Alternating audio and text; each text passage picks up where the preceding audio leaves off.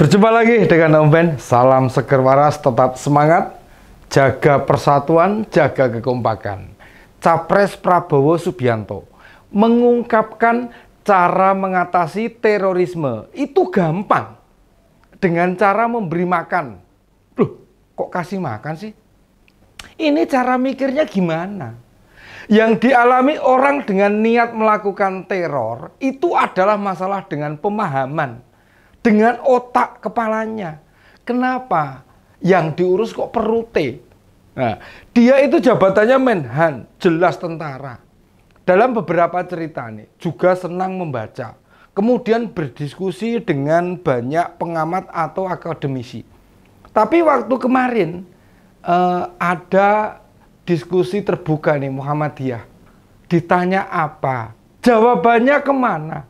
Mengerikan nek terpilih jadi presiden. Meski intensitas terorisme, radikalisme, dan ekstremisme di negara ini menurun, bukan berarti ancaman ini sudah benar-benar hilang. Ancaman paham-paham yang merusak persatuan negara potensinya tetap terbuka. Sama seperti ancaman bangkitnya komunisme.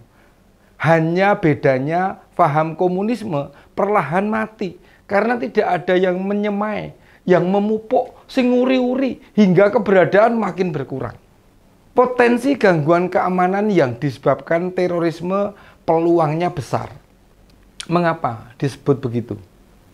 Paham terorisme itu berakar dari pilihan-pilihan ideologis yang sangat ekstrim. Lalu mereka meyakini bahwa itu satu-satunya jalan kebenaran. Lebih cilaka lagi nih, pemahaman begitu dimasukkan dalam konteks agama. Sehingga militansi pelaku teror lebih susah untuk dilemahkan. Mau bagaimanapun, hubungan terorisme dengan makan ya tidak terkait langsung. Bila mau dikait-kaitkan ya bisa saja, isoh. Kalau begitu terorisme mau dikaitkan dengan budaya, dengan pendidikan, dengan lingkungan, dengan penegakan hukum, ya bisa. Bisa itu, Pak. Namun bila mau jujur, lihat tuh, para mantan terorisme yang sudah sadar kayak Umar Patek, Ali Imron, Sofyan Sauri, dan lainnya, penyebab utamanya soal ideologi, perbedaan cara berpikir, dan meyakini negara Islam itu sebagai sebuah hal yang tidak bisa ditawar-tawar lagi. Kenapa? Sejak didirikan yang namanya Densus 88, sampai sekarang ini masih ada. Juga ada BNPT. Meski aparat keamanan kita dilengkapi Babin Kamtipmas, Babinsa, BIN, dan lainnya. Ya karena problem utamanya bukan soal makan. Pak Prabowo lebih tepatnya menjawab seperti ini. Sebagian kalau sudah bilang harapan ini. Kalau sudah hilang harapan terhadap masa depan, biasanya penghasut-penghasut lebih mudah.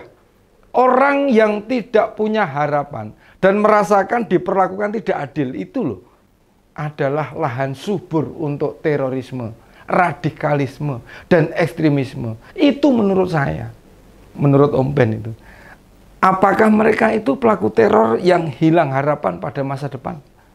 Ingat loh Pak, Ali Imron, pelaku bom Bali, dicekoki radikalisme itu sejak sekolah kelas 4 SD. Bagaimana bisa tuh anak umur 10-12 tahun bisa mikir hilang harapan masa depan? Lalu yang namanya Ustadz Ahmad Sauri, beliau mantan polisi. Dan di kesatuannya malah sering diberi kesempatan mengisi tausiah, berdakwah. Lah kok malah bablas jadi teroris? Masa depan apa yang hilang? Terorisme kelas kakap dari negeri tetangga nih. Ingat toh, Nurdin M. Top sama Dr. Azhari itu dosen, bukan pengangguran. Nggak ada ceritanya mereka miskin, susah makan, sulit cari pekerjaan. Lantas munculnya jawaban Pak Prabowo itu didasarkan kepada apa? Kami sih ragu.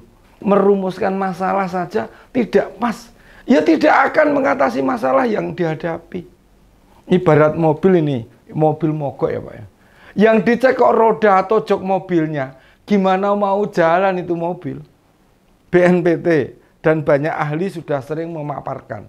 Radikalisme itu akar masalahnya apa? Jelas, Jelas itu paham sesat. Ditambah dengan lemahnya para pelaku dan menghargai perbedaan. Biasanya para pelaku teror itu kaku dalam memahami sebuah keyakinan. Perbedaan itu bukan berkah, bukan sunatullah, bukan garis ilahi. Pola pikir macam ini hanya bisa dilawan dengan pendekatan humanisme, pencucian otak, menyadarkan mereka kembali. Radikalisme maupun ekstremisme itu tidak karena putus asa atau hilang harapan. Termasuk para pelaku KKB di Papua. Mereka itu hanya dikompor-kompori negara asing yang berkepentingan atas ekonomi, utamanya sumber daya alam yang ada di sana. Pihak asing maunya pengelolaan sumber daya alam kayak Freeport. Bisa mereka kendalikan. Mereka kemudian dicekoi dengan hasutan keji. Misalnya nih, alam Papua harus murni untuk orang Papua. Sebagai sebuah negara, tata kelola hasil alam kita memang awalnya timpang. Namun sejak 10 tahun terakhir ini sudah banyak perbedaan. Pemerataan ekonomi sudah banyak dijalankan. Pemerintah penyebab makin rusaknya Indonesia ya karena kekuasaan Orde Baru, mertua Pak Prabowo. Itu yang membuat rakyat makin sengsara. Demokrasi dikebiri, ekonomi hanya dipegang segelintir pengusaha. Ketimpangan sosial juga sama saja.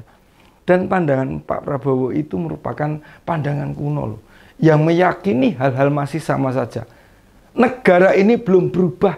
Sementara kondisi sekarang kemakmuran, keadilan, pemerataan, kesejahteraan sudah jauh lebih baik.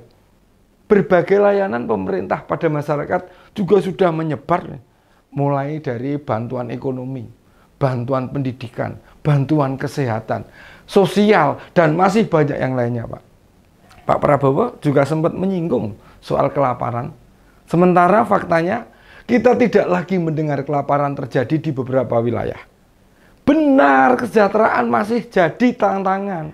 Namun jika sekedar kenyang, insya Allah masyarakat kita sudah tidak ada yang menghadapi hal itu.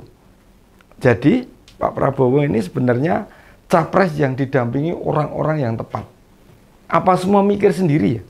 Tidak ada yang membantu sama sekali. Kasihan Pak. Seusia Bapak yang sudah 72 tahun masih harus memburu kekuasaan. Masih apa-apa mikir sendiri loh. Bikin penasaran saja nih.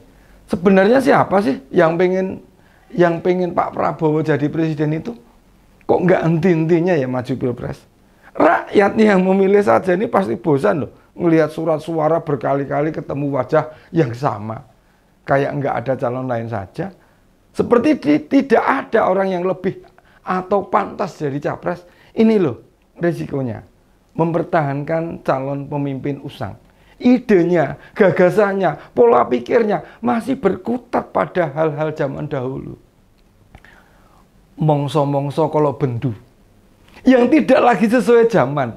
Makanya Pak Prabowo itu tidak sekedar usianya yang sudah usur, namun juga pola pikirnya, model analisisnya juga sudah kadaluwarsa. Tidak menjawab kebutuhan zaman. Mengendalikan pemimpin begini membuat bangsa ini akan bisa terhambat untuk maju. Kita bakal disibukkan berdebat dan adu mulut. Gegara gagasan sudah tidak relevan dengan zamannya. Masa yang begini mau dipilih? Mau gantikan Pak Jokowi? Kita tunggu episode Omben berikutnya. Demikian opini-opini kali ini. Salam seger waras, tetap semangat, jaga persatuan dan kesehatan.